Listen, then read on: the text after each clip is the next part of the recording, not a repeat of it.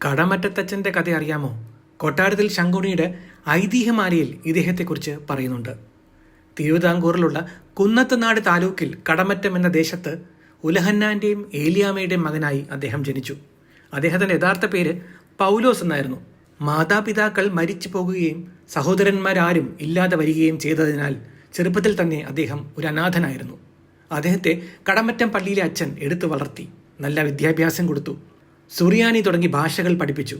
വൈദിക പാഠങ്ങൾ എല്ലാം അദ്ദേഹത്തെ പഠിപ്പിക്കുകയും ചെയ്തു. 5-6 വർഷങ്ങൾ കൊണ്ട് അദ്ദേഹം ഒരു വൈദികൻ അറിഞ്ഞിരിക്കേണ്ട എല്ലാ കാര്യങ്ങളിലും നിപുണനായി തീർന്നു. അദ്ദേഹത്തെ ഒരു ഷമ്മാശനായി അച്ഛൻ വാഴിച്ചു. അക്കാലത്ത് മൂത്ത കത്തനാരച്ചന് നിരവധി പശുക്കളുണ്ടായിരുന്നു. അതിലൊന്ന് ഒരിക്കൽ മേയാൻ പോയ ശേഷം തിരികെ വന്നില്ല. അതിനെ അന്വേഷിക്കാനായി പൗലോസ് കടമറ്റത്ത് അന്വേഷിച്ചെത്തുകയും അന്വേഷണത്തിനിടയിൽ മന്ത്രവാദികളായ കാട്ടുവാസികളുടെ ഇടയിൽ എത്തിച്ചേരുകയും ചെയ്തു. കാട്ടുവാസികളുടെ മൂപ്പന് ആൺമക്കൾ ഇല്ലായിരുന്നു. അദ്ദേഹത്തിന് പൗലോസിനോട് ദയ തോന്നി. ആചാരങ്ങളും കുലമര്യാദകളും പാലിച്ച് തൻ്റെ കൂടെ കഴിഞ്ഞാൽ എല്ലാ മന്ത്രതന്ത്ര വിദ്യകളും പഠിപ്പിച്ചു നൽകാമെന്ന് മൂപ്പൻ പറയുന്നു.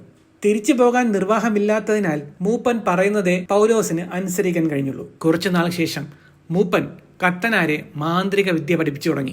നീണ്ട 12 വർഷങ്ങൾക്ക് ശേഷം കാട്ടുവാസികളുടെ ഗുഹയിൽ നിന്ന് രക്ഷപ്പെട്ട് അദ്ദേഹം നാട്ടിലെത്തി എന്നാണ് ഐതിഹ്യം. നാട്ടിലെത്തിയ ഷമ്മാശന് വൈകാതെ നാട്ടുകാരെല്ലാം കൂടി കത്തനാർ പട്ടം കൊടുത്തു. പരിസര പ്രദേശങ്ങളിൽ ഉണ്ടായിരുന്ന പ്രേതബാധ ഉപദ്രവങ്ങളും അപസ്മാരം, ഭ്രാന്ത് എന്നീ പ്രകാരമുള്ള മാറാരോഗങ്ങളും ഒന്നും കൂടാതെ അദ്ദേഹം ലളിതമായ രീതിയിൽ മാറ്റിക്കൊടുത്തു. അതോടെ അദ്ദേഹം വലിയ മന്ത്രവാദിയാണെന്നുള്ള പ്രസിദ്ധി നാനാ ദിക്കുകളിലും വ്യാപിച്ചു. അദ്ദേഹത്തെ ജനങ്ങൾ കടമറ്റത്ത് കത്തനാരെന്നും കടമറ്റത്തച്ഛനെന്നും ആദരവോടെ വിളിക്കാൻ തുടങ്ങി.